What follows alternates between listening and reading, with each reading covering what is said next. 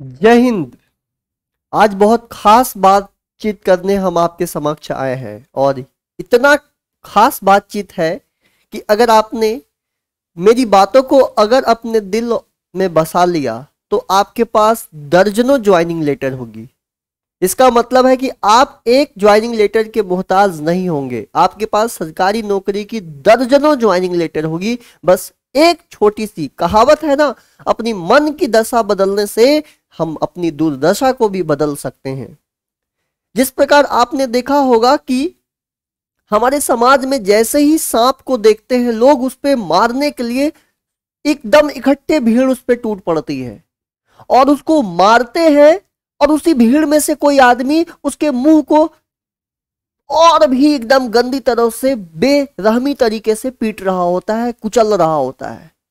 और क्यों धारणा इस तरह के बना लिया गया है समाज में कि अगर इसके मुंह को, उसकी आंख को नहीं कूचा जाएगा तो गलती से ये फोटो खींच लेगा, और फोटो खींच लेगा तो इसके बाद जो जो इसके मारने में शामिल है उसका जो पति, अगर वो पत्नी मरी है तो पति, और अगर वो पति मारा है तो पत्नी, आकर जितने लोगों ने मारने में शामिल और हिस्सा लिए थे सबको काट दे।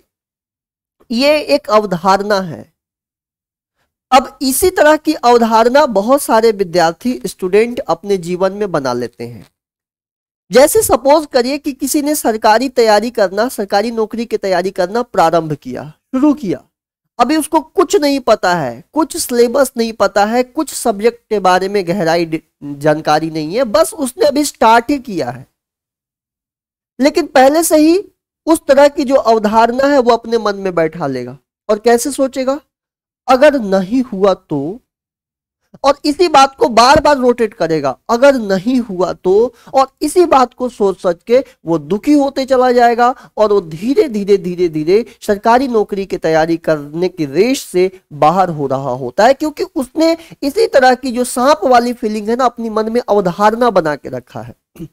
उसके मन में ये सांप की तरह अवधारणा मन में बैठ गई है।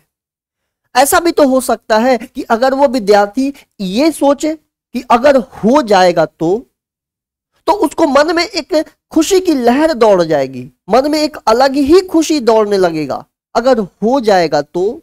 और इसी बात को सोचकर वो बहुत ही अच्छे तरह से पूरी थ्रू आउट प्रोसेस तैयारी को अच्छी तरह से करते रह सकता है और डेफिनेटली वो ज्वाइनिंग लेटर तक पहुंच सकता है।